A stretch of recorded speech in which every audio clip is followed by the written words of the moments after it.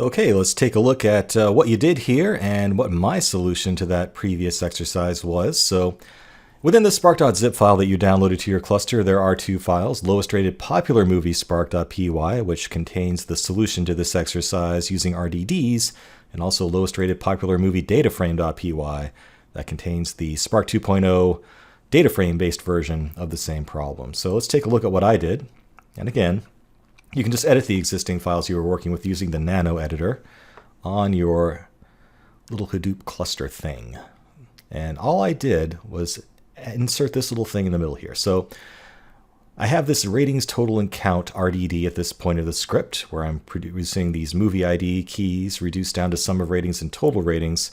Now, before I actually boil that down to average ratings and start sorting the results, I'm going to filter out everything that had 10 or fewer items. So to do that, I create this new RDD called popular totals and count that takes ratings, totals, and count and filters them out based on this lambda function that takes in a value of x and checks whether x11 is greater than 10. So let's break that down a little bit because the syntax there is a little bit confusing. So with filter, we're passed in the entire key value pair for each row that comes in, right? So we first have to take x1. Now remember, we start counting at 0, so 1 is actually the second field. So we're saying take that input tuple and take the second piece of it. And that second piece of it is this rating this sum of ratings, total ratings tuple here, okay? So then, once we say x1, at this point we have this tuple, sum of ratings, total ratings. And then we can further say, I want 1 on that, the second field of that tuple. So x bracket 1 gives us this tuple, x bracket 1 bracket 1 gives us the second value within that second value. So that's how we extract the total ratings out of that mess.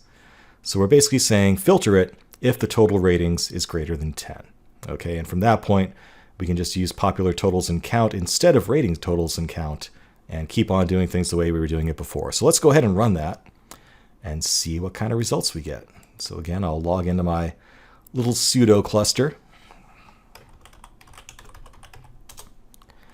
And you can see that script is already there. So all I have to do is run spark-submit lowest rated popular movie spark.py.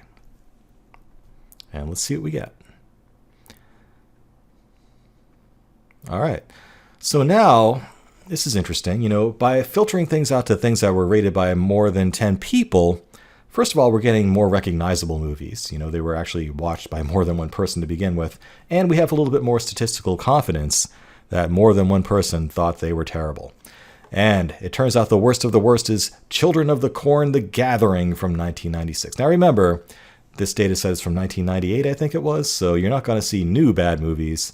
These are all going to be older bad movies. So if you were going to be making a new Mystery Science Theater or something, this might be a good source of ideas. Indeed, I do not remember Children of the Corn, The Gathering, and like I said before, there's a good reason for that. Of all the people who watched it, the average rating was only 1.3 stars. Body Parts, also bad. Amityville 2, bad. Lawnmower Man 2, bad. RoboCop 3, should have been forgotten. Free Willy 3, should never have been made. So on and so forth. Man. So there you have it. Now let's look at the Spark 2 solution here. And for that, we're going to take a peek at the lowest rated popular movie data frame Python script that I gave you. I'm just going to look at it in a nice little editor here to make it a little bit prettier to look at. Only thing different here is, again, I've inserted a filter command at the same point.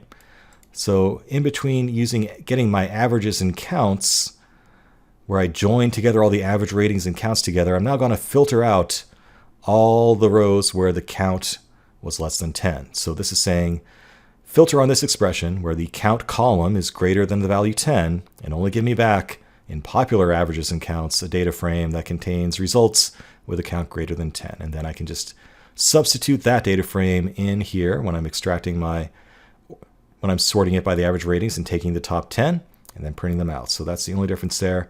You can see here already that the syntax is a lot easier to wrap your head around when you're using data sets. You can just use, very intuitive expressions like count is greater than 10 instead of trying to think about, oh, how do I extract this field out of this tuple, out of this key value pair? So there's really a lot to be said about the Spark 2 way of doing things. Let's go ahead and run this guy as well.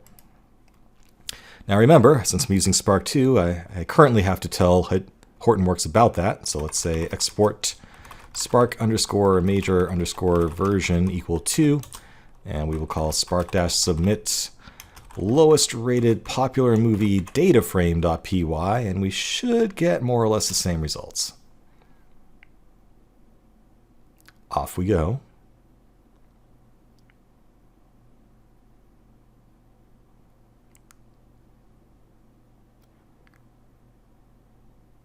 And there we have our terrible friends again. Children of the Corn, The Gathering, Body Parts, Amityville 2, Lawnmower Man 2, Robocop 3. So, same end results here, which is kind of good to see. We learned about this 2 completely different ways, but we got the same answer. And I don't know about you, but I think the data frame approach is a lot easier to use. And, when you're running it at large scale, it's going to be faster as well. So there you have it. That thus concludes our Spark section of the course. Congratulations. So there you have it, an overview of Apache Spark. We actually solved a few real problems using it and gave you a little bit of a taste of its power with MLlib and machine learning. There's a whole lot more I could tell you about Spark. It's just such a huge area that you can learn more about. So again, there are other courses available that go into much more depth with Apache Spark and also teach you how to program Spark with Scala, which is really the language of choice for doing Spark development. But you know enough to be dangerous at this point, so let's move on. We're going to talk about integrating relational databases and relational database APIs with Hadoop in our next section.